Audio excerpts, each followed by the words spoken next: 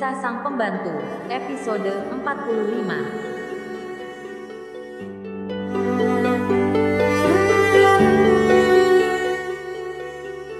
Terima kasih kepada semua cerfiter yang masih setia dengan channel ini. Kami akan berusaha menyajikan cerita yang menarik dan menghibur Anda semua. Jangan lupa klik tombol subscribe, like, dan share-nya. Selamat membaca.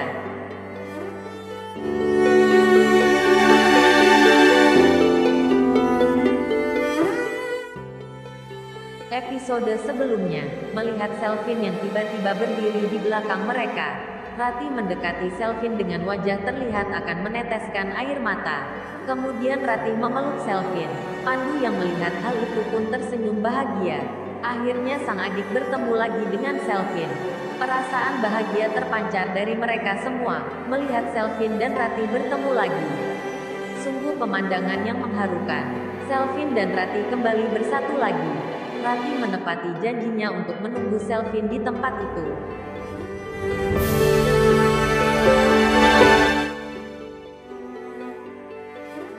Kenapa kamu menangis, Rati? Semua sudah terjadi, dan mudah-mudahan tidak akan terjadi lagi, tanya Selvin. Aku menangis karena keyakinanku akan bertemu dengan Mas Selvin kembali terwujud. Isyarat bunga yang nampak indah ternyata benar. Aku sangat bahagia, Mas. Mas Selvin telah ingat akan semuanya. Tapi aku tidak menyangka akan selama ini Mas Selvin hilang ingatan, jawab Rati. Ya, mungkin ini harus aku lalui semuanya. Yang terpenting semuanya telah terlewati, jawab Selvin yang sambil mengusap air matanya Rati.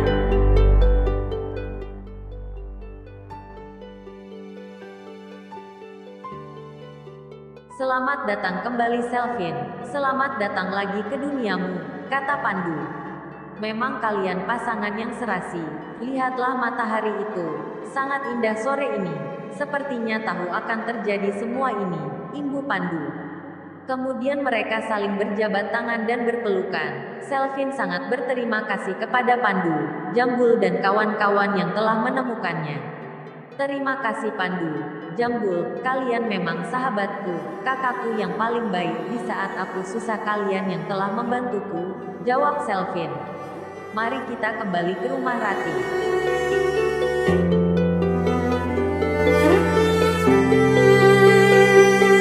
Kemudian mereka kembali ke rumah Rati. Setelah beberapa saat mereka sampai di rumah Rati. Di sana nampak Broto, Rianti dan keluarga besar dari Pak Yono sudah berkumpul di sana. Bapak, Ibu, maaf menunggu lama, sapa Rati kepada mereka. Rianti yang melihat Rati langsung memeluknya. Sayang, kamu baik-baik saja kan? Tanya Rianti. Baik saja Bu, jawab Rati. Kemudian mereka duduk bersama di teras pendopo rumah Rati. Mereka saling bercerita tentang semuanya, semua yang terjadi.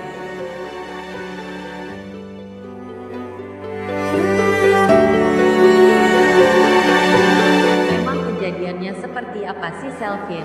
Pernah kami ke tempat kejadian itu, dan kami pikir itu tidak mungkin terjadi, karena jaraknya bibir jurang masih jauh, dan tidak mungkin kalau itu tidak disengaja, tanya Pandu.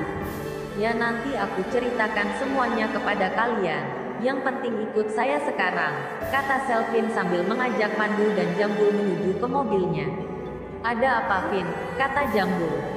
Sudahlah, bukalah bagasi belakang, kalian akan melihatnya. Sedikit oleh-oleh dariku, di sana sudah tertulis nama kalian, jawab Selvin.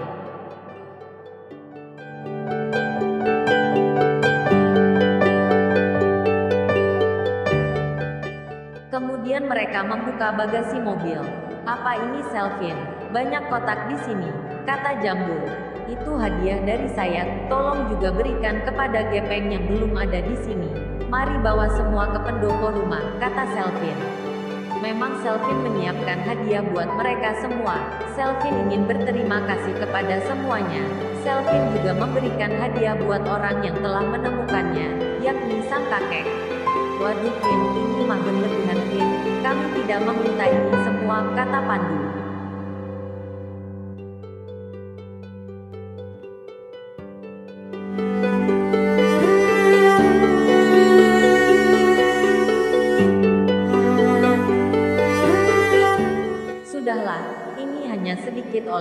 saja, semua akan kebagian, kata Selvin. Semua mendapatkan oleh-oleh dari Selvin. Nak Pandu, kami sangat berterima kasih kepada kalian semua, kata Broto. Sama-sama Pak, Selvin adalah teman kami. Rati sudah menitipkan Selvin kepada kami bila mana Selvin keluar rumah bersama kami. Tapi saat kejadian itu kami terlena, kami jauh dari Selvin, jawab Pandu. Sudahlah, bukalah kotak itu dan lihatlah, kata Selvin. Kemudian mereka membuka kotak tersebut.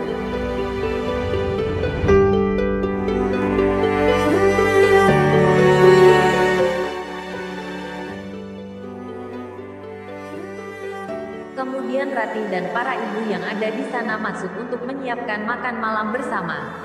Mereka tampak bahagia dengan apa yang terjadi. Selvin yang sudah pulih ingatannya, Selvin yang telah kembali ke rumah Rati. Rati dan Selvin telah bersama lagi. Semuanya merasakan perasaan yang sama. Pandu dan kawan-kawan pun merasa senang mendapat sesuatu dari Selvin. Sebenarnya mereka tidak meminta apapun dari Selvin. Namun keluarga Selvin tak bisa hanya lepas tangan dengan semua ini. Mereka sangat berterima kasih kepada semua yang telah menolong dan membantu mereka.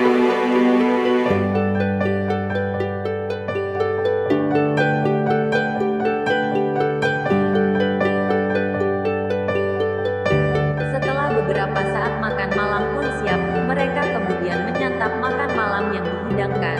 Sederhana namun bagi mereka adalah kebersamaan. Gepeng yang baru saja tiba pun ikut bersama mereka. Canda tawa mereka terdengar. Rati yang melihat Selvin dengan lahap memakan makanan itu pun tersenyum bahagia. Seperti biasa mereka menyajikan makanan khas daerah tersebut. Terima kasih Tuhan, Engkau telah mengembalikan semuanya, kata Rati di dalam hati.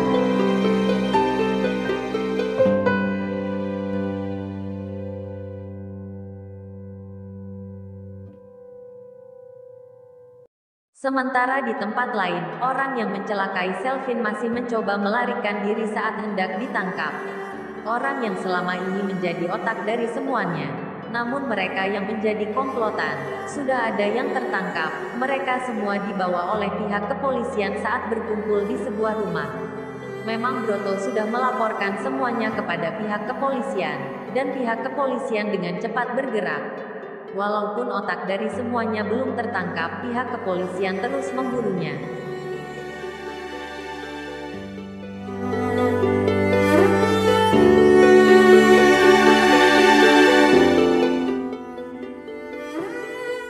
Aku harus segera bersembunyi di tempat yang paling aman.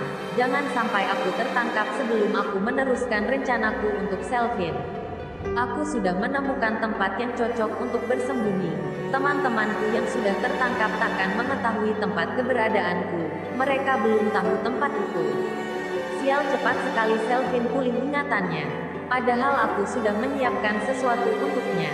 Aku harus segera pergi dari sini, sebelum pihak kepolisian mencium keberadaanku di sini.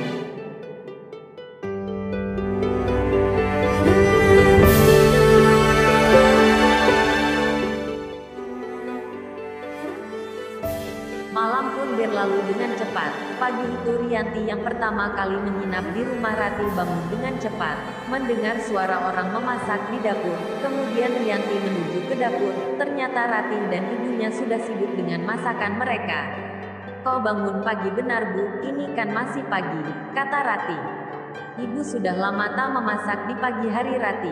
Ibu ingin ikut bersama kalian memasak pagi ini. Ibu ingin belajar juga memasak seperti yang kita makan tadi malam.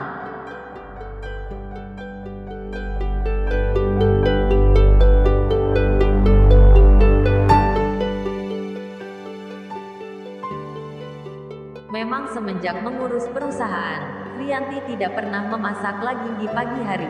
Semua diserahkan kepada Simbo. Selvin sudah bangun belum Rati? Tanya Rianti. Sudah dari tadi Bu.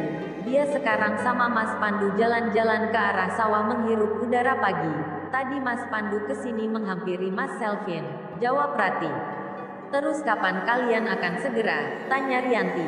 Ah Ibu, semua terserah Mas Selvin saja Bu, jawab Rati. Kemudian Rianti berkata kepada ibunya Rati.